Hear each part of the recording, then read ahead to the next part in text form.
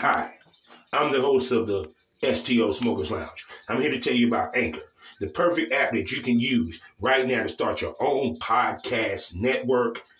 You can broadcast right now. All you got to do is download the app, whether you have a phone, iPad, or even a laptop or desktop.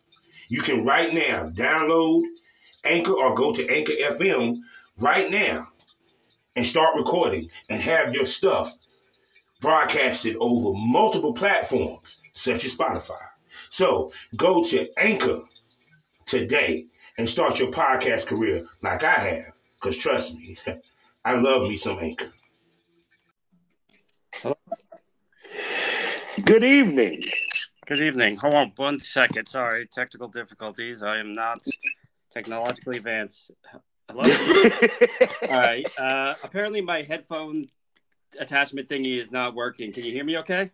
Yes, I can hear you very fine. Can you hear me? Yes, perfectly. I just, I don't know. And I have other ones lying around the house, but I don't know if the podcast is already going. I don't want to hold it up by running around the house.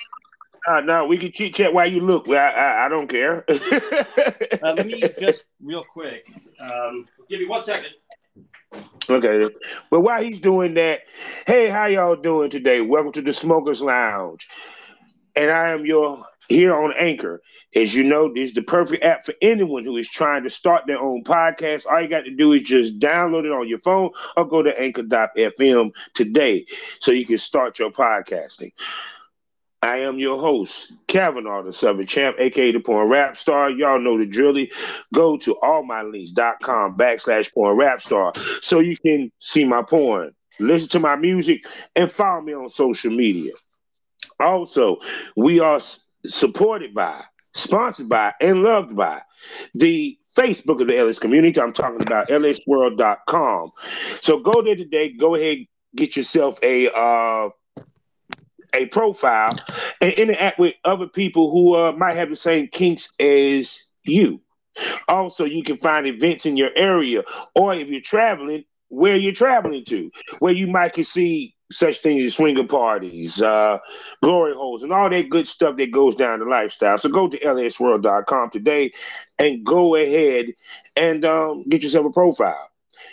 And of course, last but not least, we are the proud member of the GW District Black Podcast community. So go over to shopgwdistrict.com today and get the Black experience with 14 other podcasts like myself.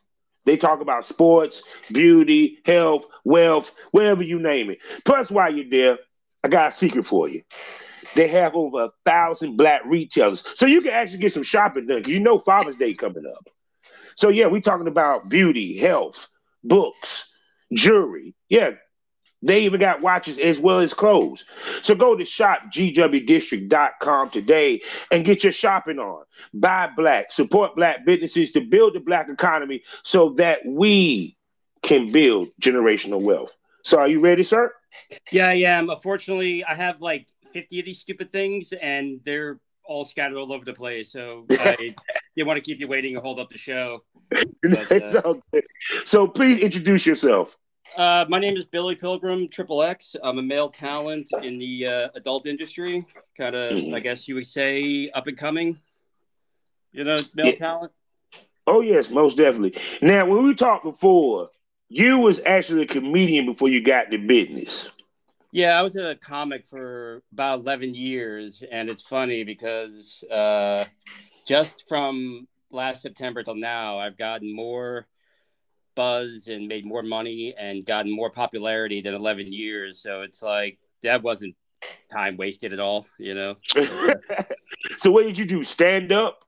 Yeah, I did the traditional kind of stand up. I did like storytelling, kind of like in the vein of a Bill Burr or a Jim Norton, and ironically, I started. Love Bill Burr, and I love Jim Norton, especially Bill Burr.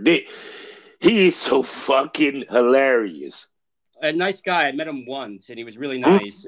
But I actually started with a lot of big names, and it's kind of funny because I've lost touch with them because they become rich and famous.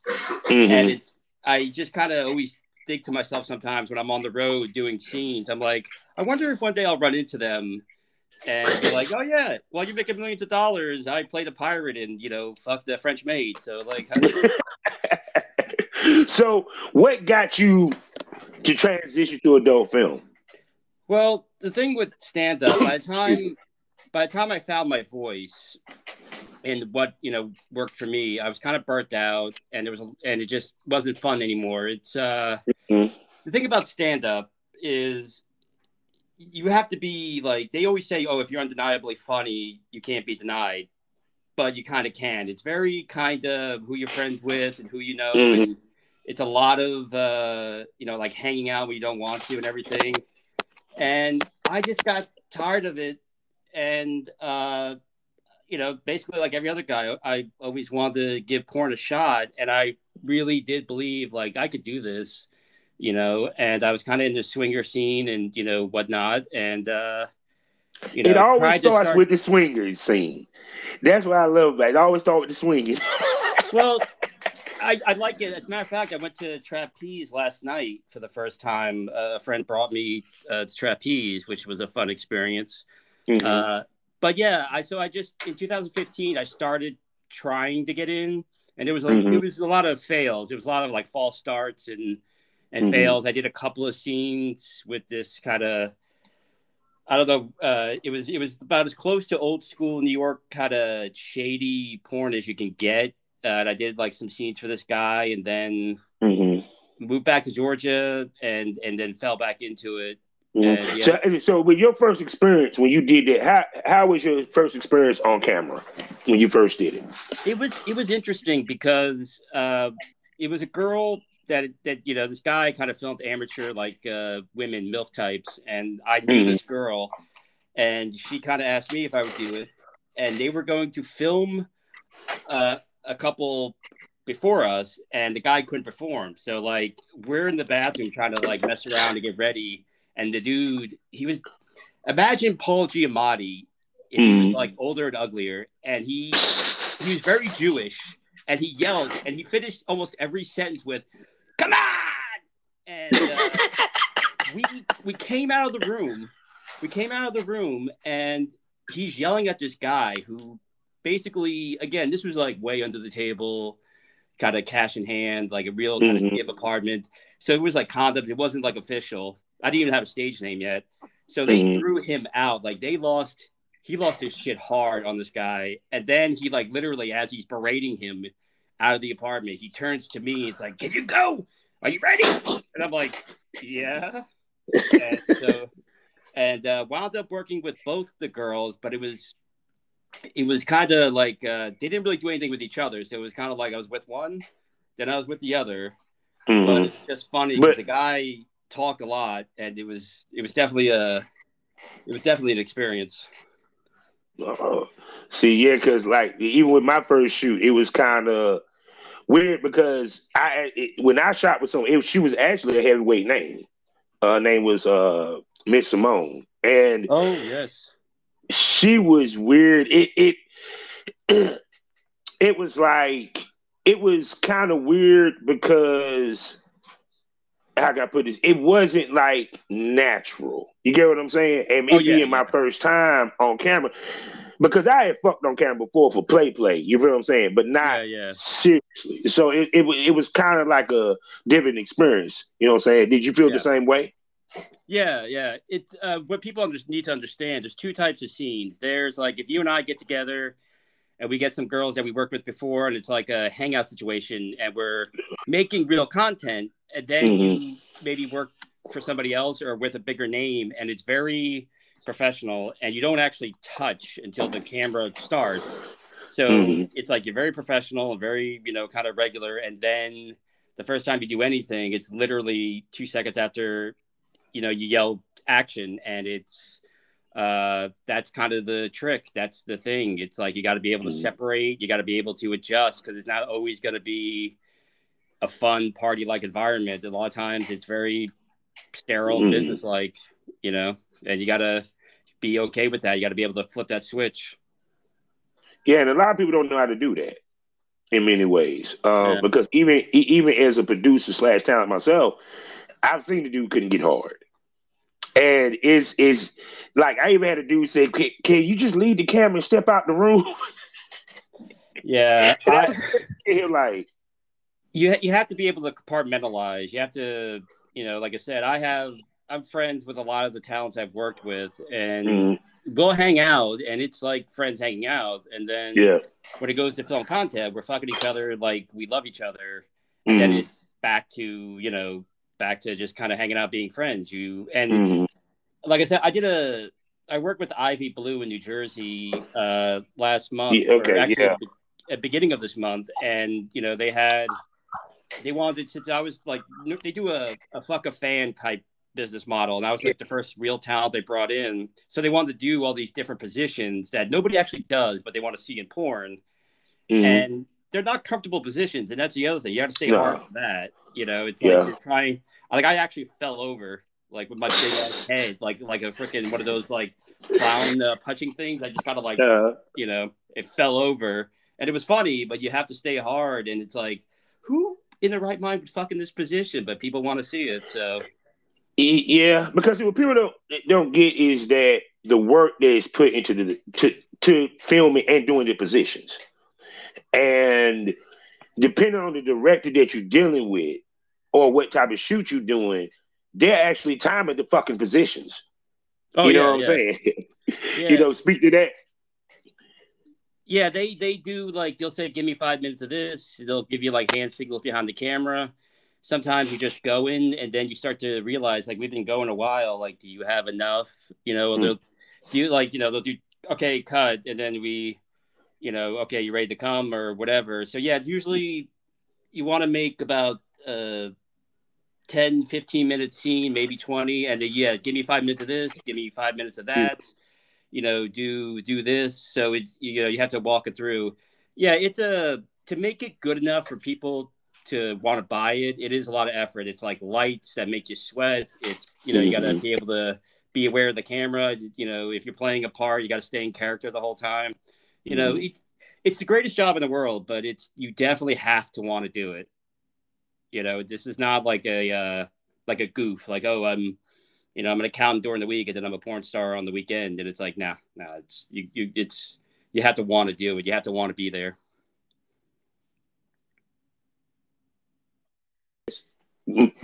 Moving forward from 2000, when you started really getting to the scene, who pulled you into the scene?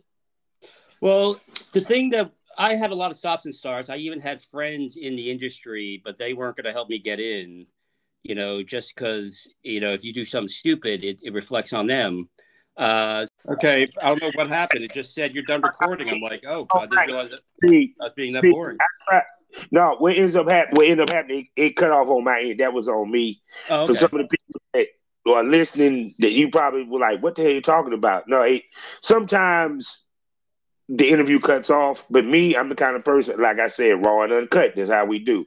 So back to what we were talking about. Yeah. So the thing that finally worked with me was I just started making my own content, like finding girls on Craigslist and invested in myself, bought a camera, and just built a body of work over the course of like 2019 and the end of 2018, and just put it on the internet and let it build up, and got on Twitter and just slowly let myself known. The first two models to really, the big names that I worked with that really started to give me traction was Babe West from Portland and Princess Havoc here in Georgia.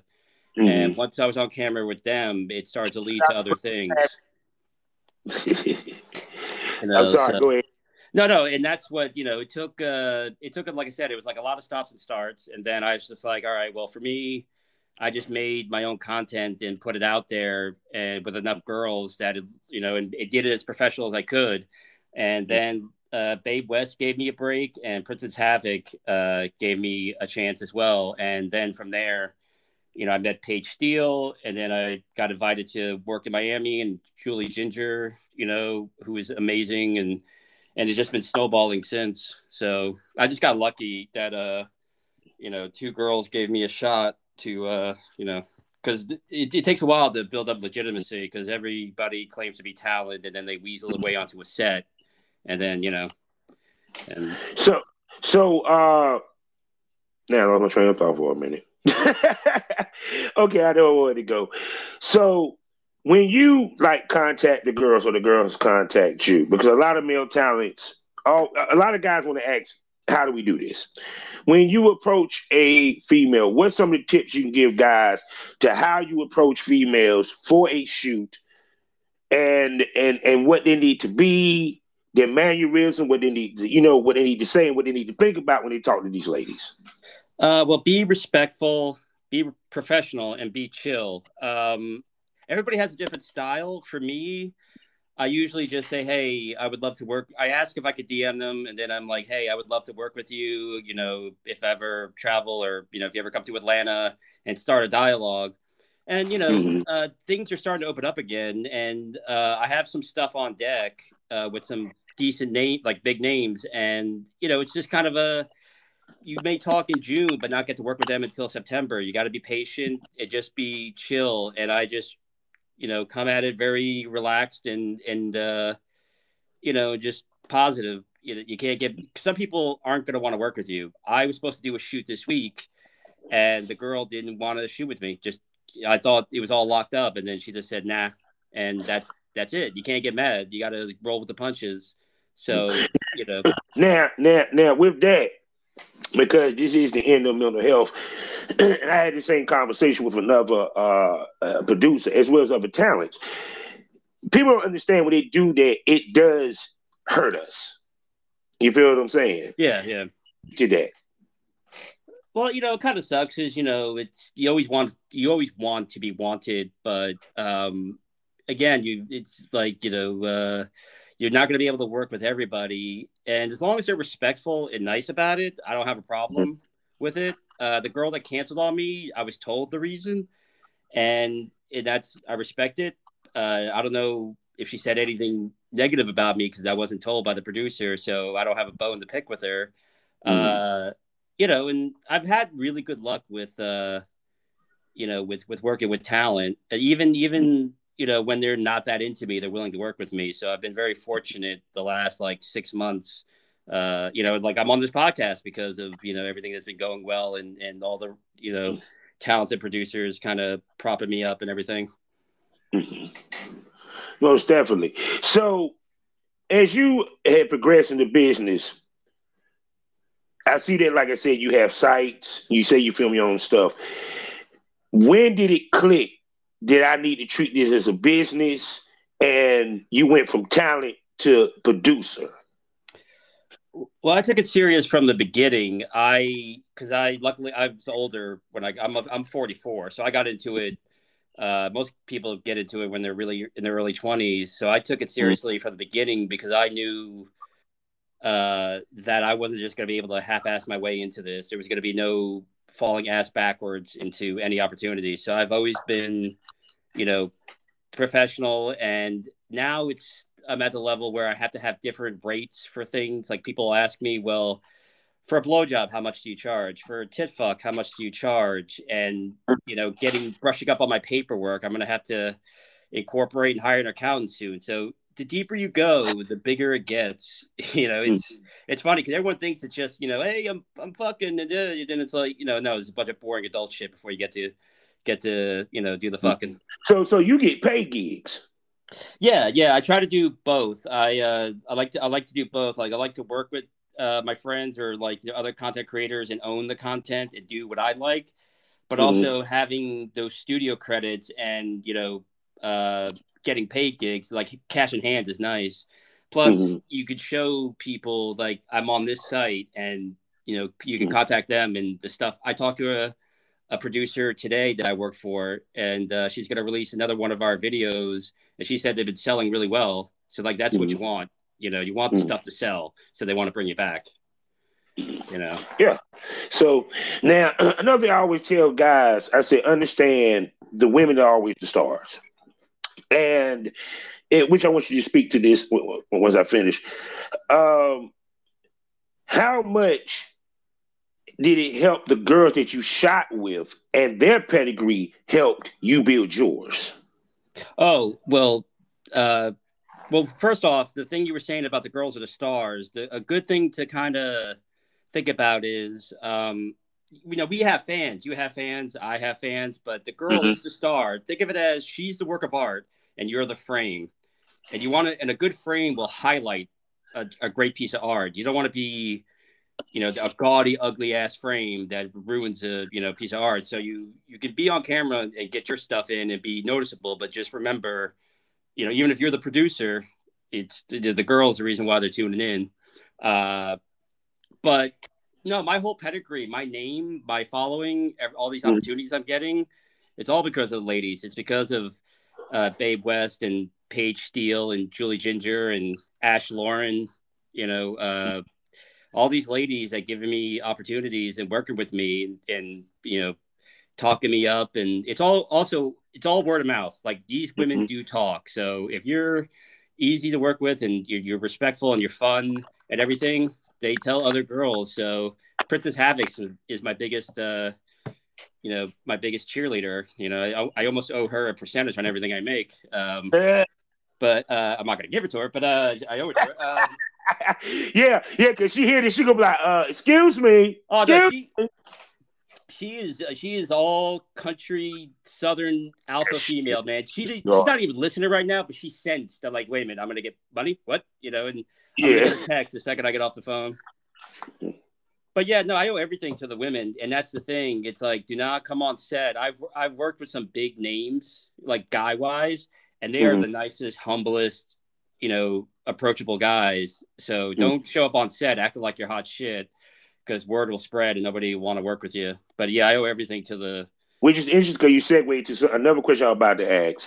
I call it pre-care. This is the stuff that us as male talent and producers do to and be and the way we interact with the female before we shoot to make her feel comfortable.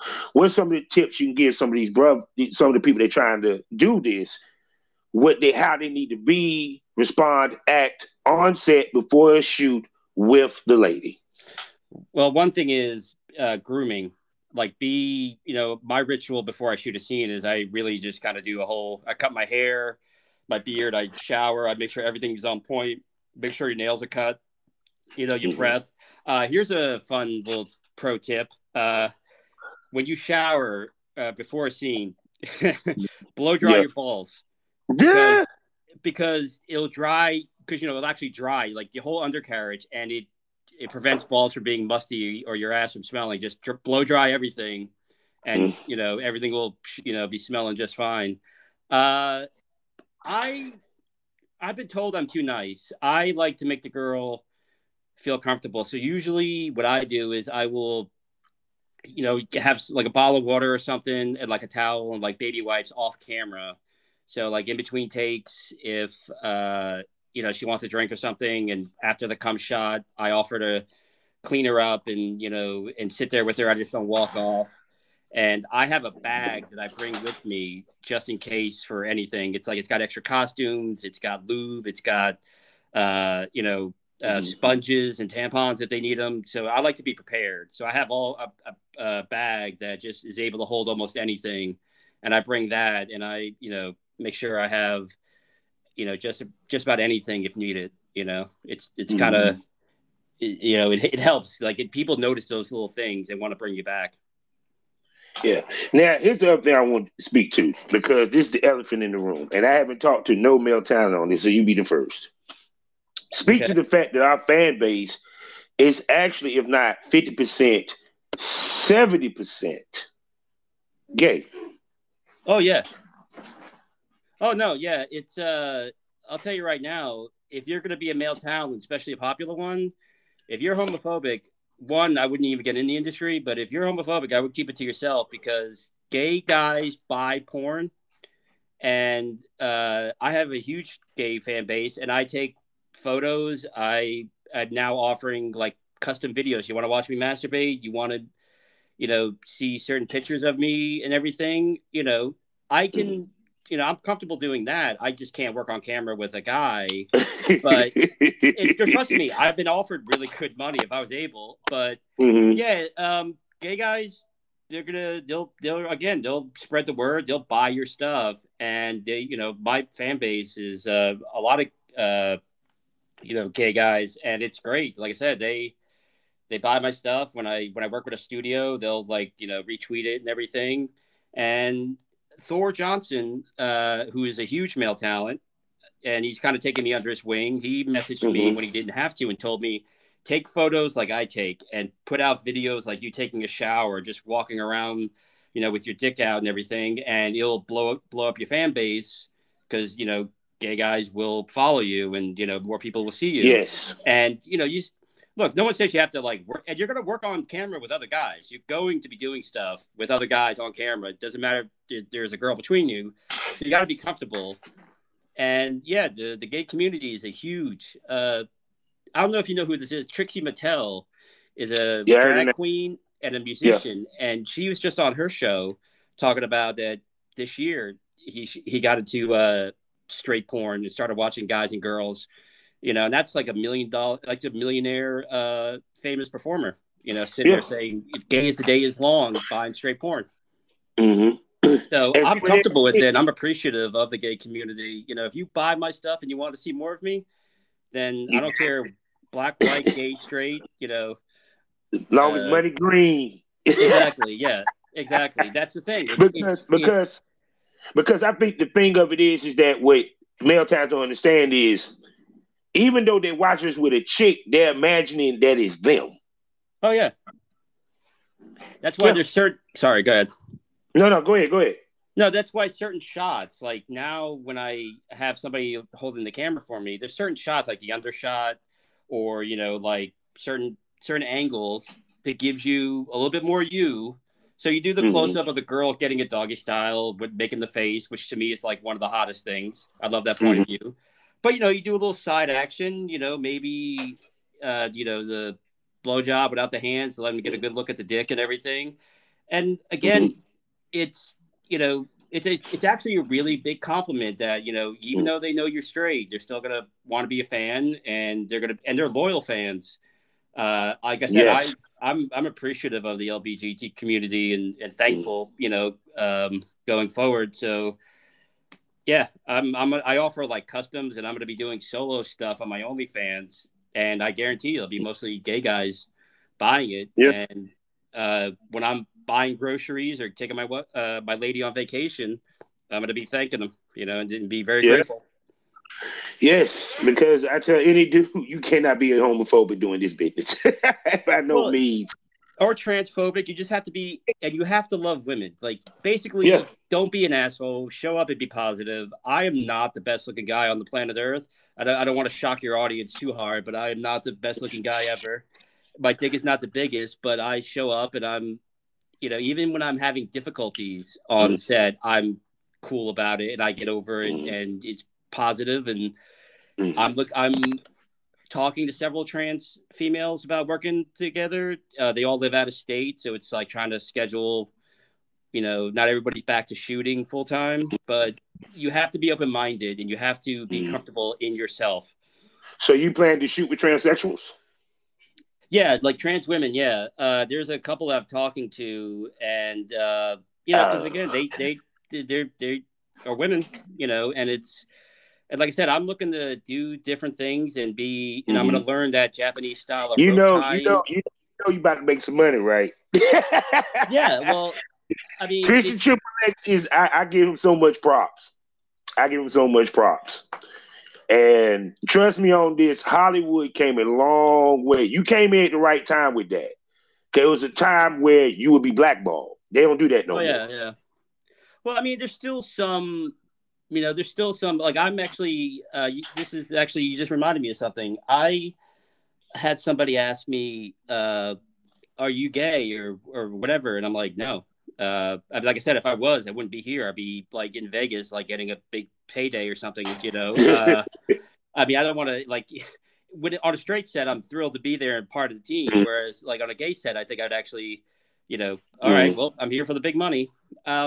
But I'm very open to having gay fans, and I'm also very attracted to trans women, and I want to work with them.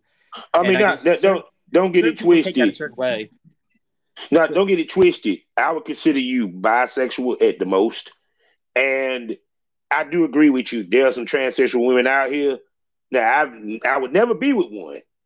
But damn it, if they caught me on a drunk night, they might get as far as giving me head. Because it's some out there, man. Sydney Star, one of my favorites. I like her. Yeah, And, Sherry and Aldridge is wrestling somebody. wise, Nyla Rose. Yeah. What do you call it? Sherry Allwood. Sherry. She's gorgeous. I would love to work with her one day. I've been talking to. I hope it's okay I'm saying her name, Bella Bates. We've been talking about doing something together, and yeah, I mean, look, I'm too fucking old to give a shit. I want to, these are beautiful women. If they deem me worthy to be on camera with them, I take it as a compliment that it is. And I want to do a lot of different things. Like I'm going to, learn that Japanese style of rope tying, which the name escapes me right now, and do some BDSM. And I want to again, keep my spectrum as wide as possible and be out there, doing stuff. So, I mean, yeah, I'm all inclusive, and I'm down. Yeah, no, there's nothing wrong with that, my brother. Like I said, can I tell anybody, just like I heard, like what was Malik Yoba when he said something about finding transsexual women sexy or what have you, and I was like, well, she's a woman. She just have a bigger clit. Yeah. Yeah. You feel me? Yeah, and exactly. To me, and this is how I look at it. If you didn't know she was trans, any dude would want to fuck her ass. Yeah. But like I tell anybody, just because I find them attractive doesn't mean I would want to fuck them. But to me, like I said, I tell anybody to live your truth. If that's who you are, be that way. Because it's when people stop living their truth, that's when the bullshit happens. Yeah, no, I mean, it's just like there was an incident at the top levels, like this guy who's like a top talent. There was an incident where he showed up and didn't realize he was trans, and then I guess had a flip out. Yeah, and it's like, look, first of all, how you get to that level and been around as long as you have and not do your research, especially this girl was a top talent as well. Yeah, but also, I'm trailing off now. But here's the thing. No, you good. Here's the thing. Like you said, you wouldn't work with trans. Doesn't mean that you don't respect them or respect their identity or think I'll give them a hug, kiss on the lips. Let's keep it real. I'm just saying.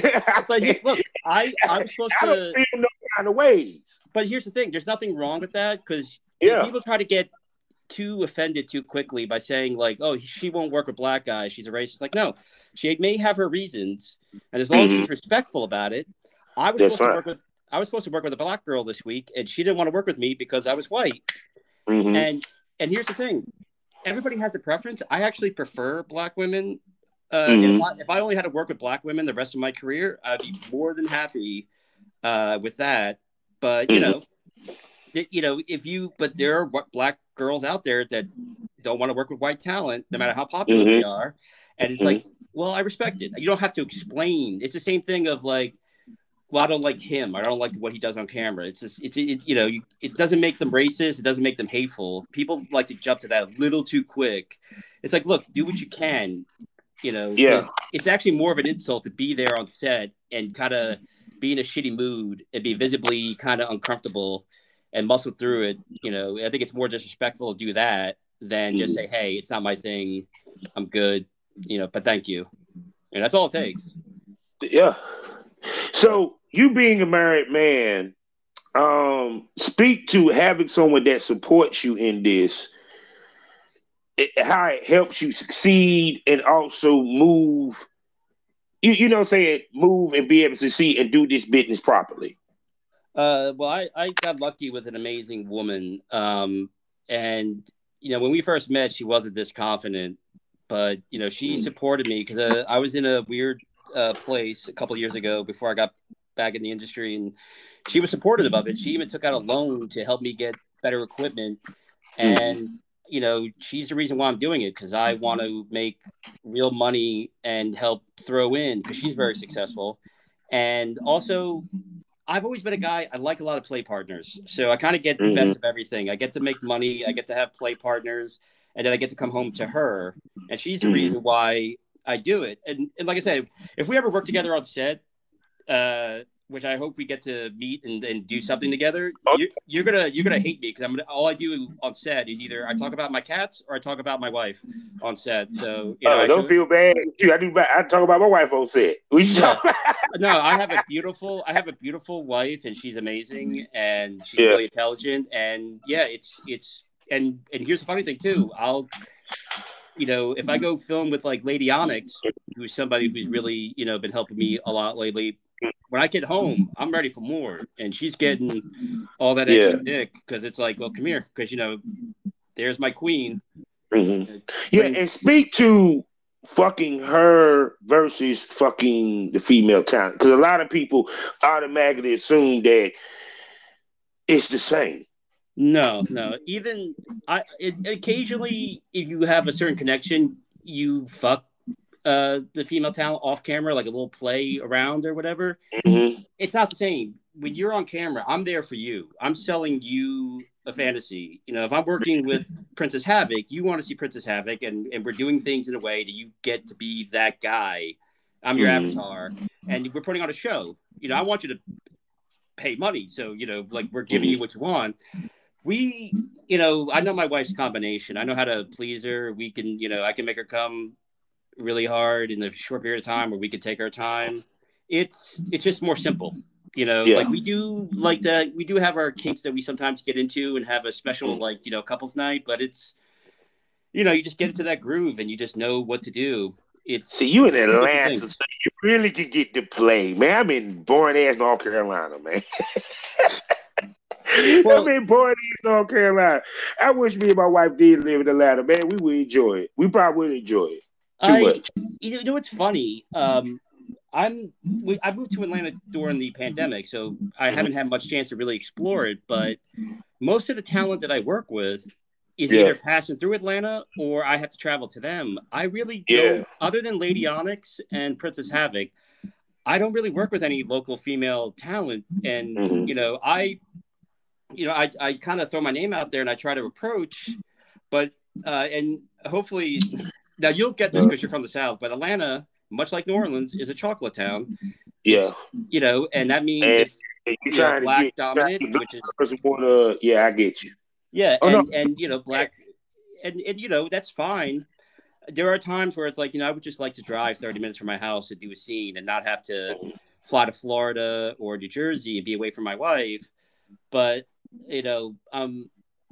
been lucky for Havoc and Onyx, who's been working with me a lot lately, and been a big cheerleader for me. But I'm not really intricate.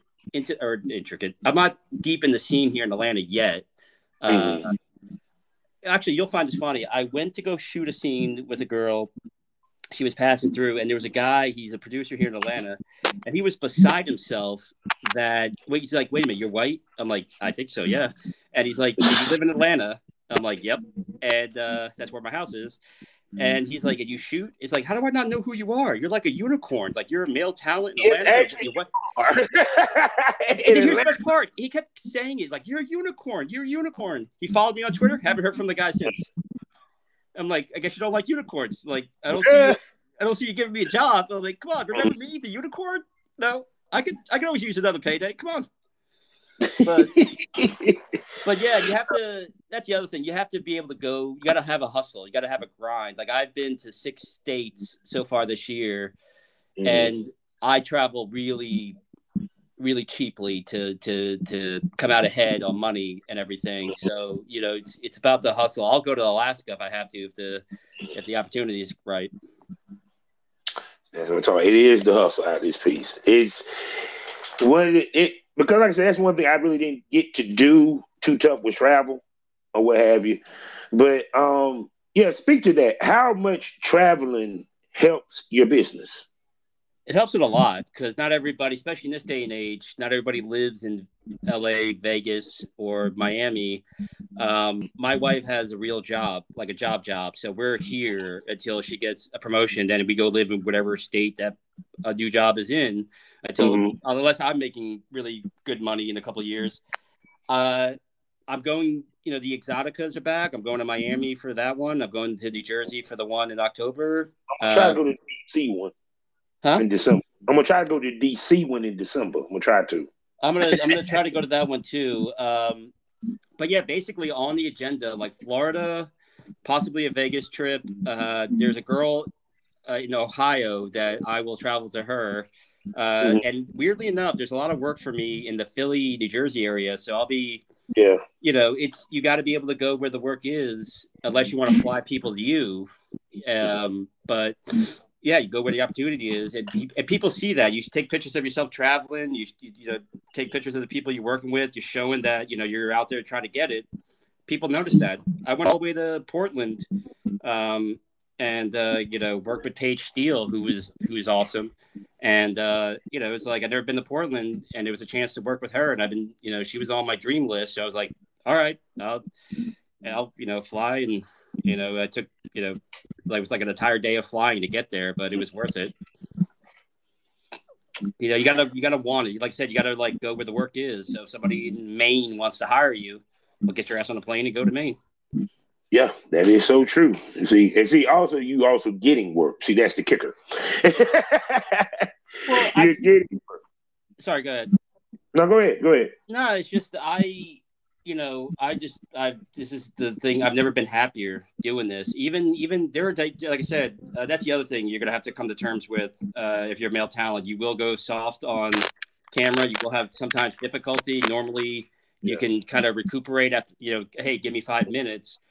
But it's the hardest thing I've ever done. But it's the most rewarding. Like it makes me so happy, and I'm actively out there trying to, as much as I can. Like I'm actually emailing studios and big names that I want to work with, kind of saying, hey, how do you what kind of pictures do you want me to send you? Do you want me to send you all my credits, my references, like an email asking how they like to be approached before I just start sending them naked pictures of myself or, whatever. And just throwing it out there like, hey, if you need male talent, I'm around and I'm willing to travel.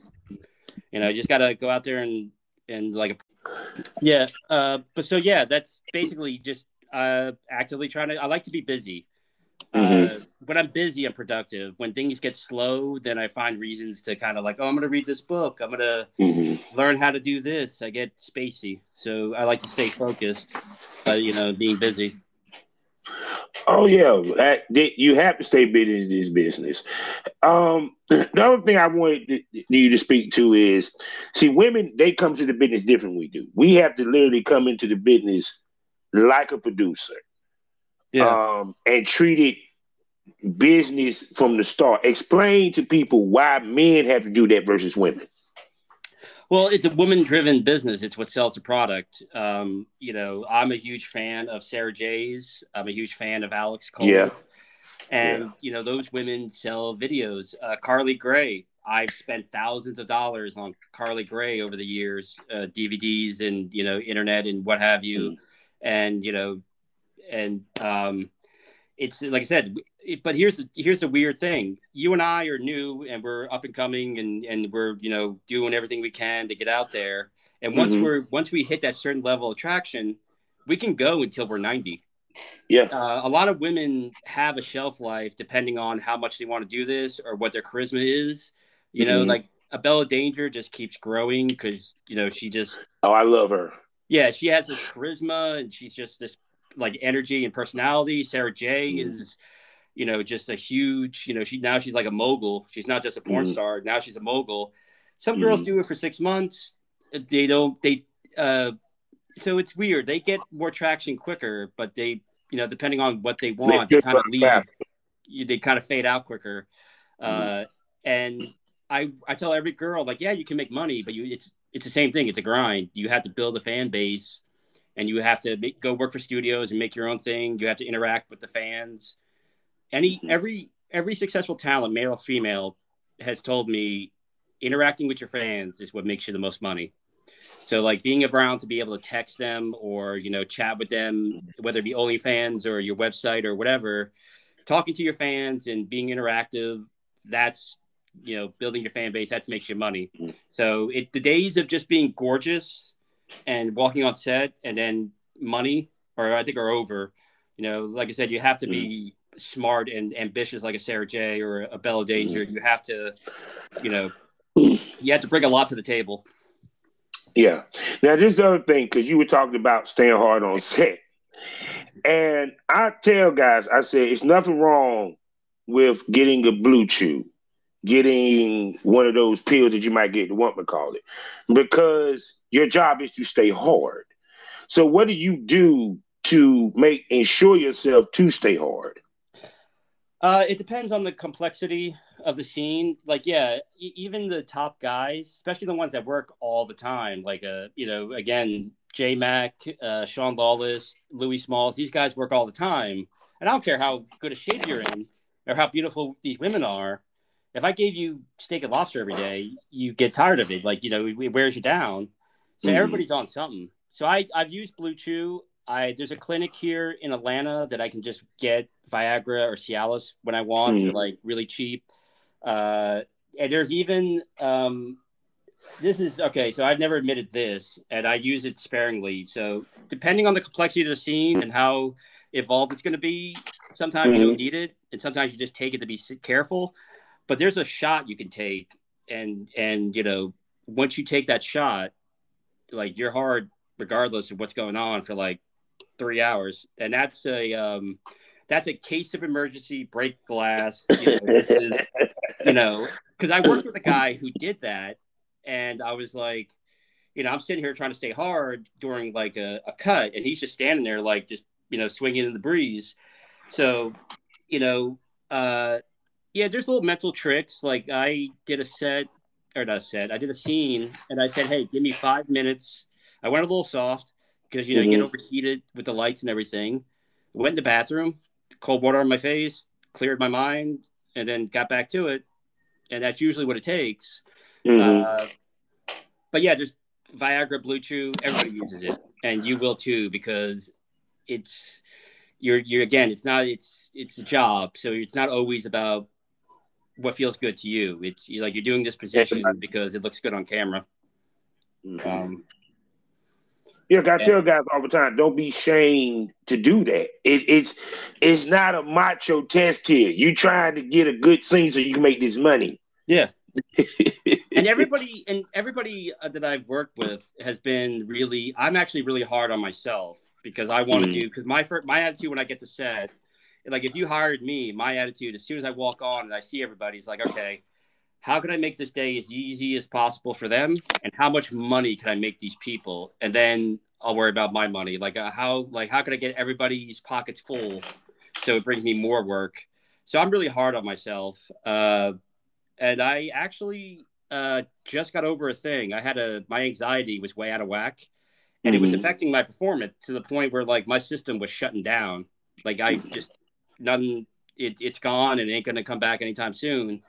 And thankfully I figured it out. And now I'm, you know, I take like an anti-anxiety medicine and I'm fine. But like your mental health is also important on set. Like, you know, how you feeling, your attitude, is your anxiety in check and everything, you know, so that also can affect your performance. But yeah, everybody's on something. And you know, it's people usually would prefer it because it makes the day go by easier. Yeah. And because me, I have to smoke a blunt before we shoot. I don't give a damn if they smoke it or not. I smoke.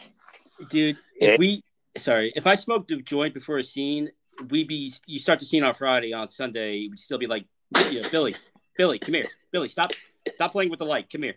I get too spacey. Like if you just want me wandering in the background, like giggling, then yes, I will smoke a joint and do a scene. But if I have to be present, I can't.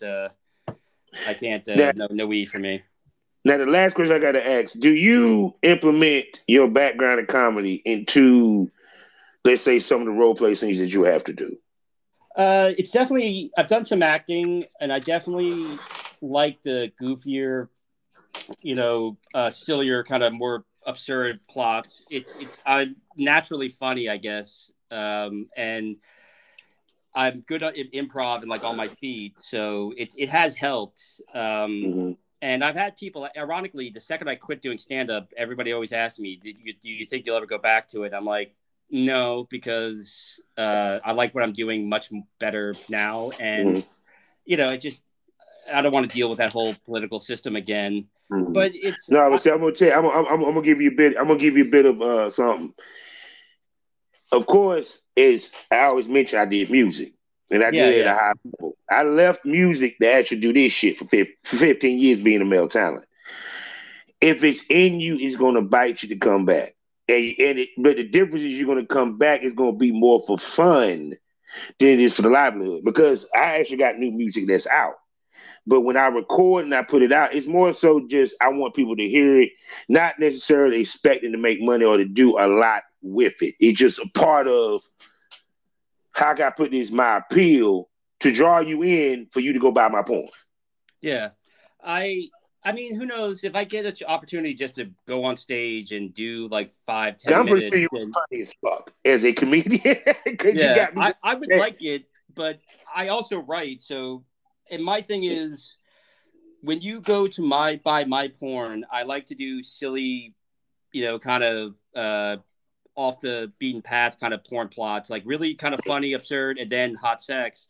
Because everybody's doing the how are you gonna make the rent, or we caught you stealing, or I'm gonna blackmail you into fucking me, and that's nothing wrong with that. I'll shoot that, and then but it's boring. It's being overused. But I want to kind of do more funny, interesting things. So I'm working on a bunch of different ideas, and I'm hopefully gonna get some of that shot soon. Just sometimes it's hard to get the girls to want to act because they feel like they can't. I'm like, no, it's just improv. I don't like talking. It's too much. Do I have to learn a script? Well, the way I write the script, it's a very loose guideline, and then look, you just react to what I'm saying to you. I bought I was working for somebody in New York, and I bought a prisoner outfit, and it's traditional black stripe, and then I had a superhero mask, and I'm looking at it. 2 different scenes, 2 different costumes. And then I had the idea of like, it'd be funny is a series in trademark, by the way, a series of, like the Hamburglar, but like the rump burglar. And basically just kind of, pop out of nowhere with these big, beautiful, fat ass girls that just start like, all of a sudden they bend over and like, face in the ass, whatever situation they're like, they're at the, they're in the dressing room at the store, or they're, just whatever. And it's like, rubble, and just kind of go into that.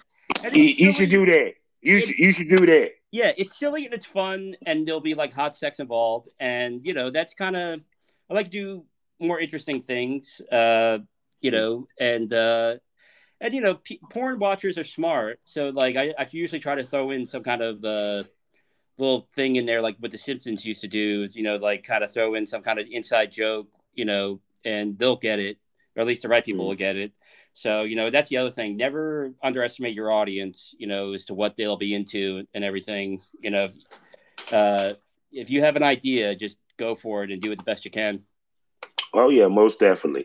So I got to close these out. This has been so good. And I'm going to bring you back.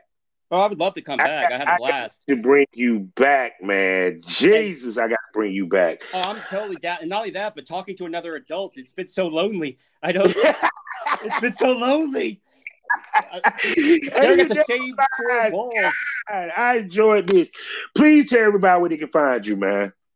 You can find me on Twitter at Billy Pilgrim XXX. Also, OnlyFans, Billy Pilgrim XXX, and same many vids. Bear with me. By next week, there'll be more videos up.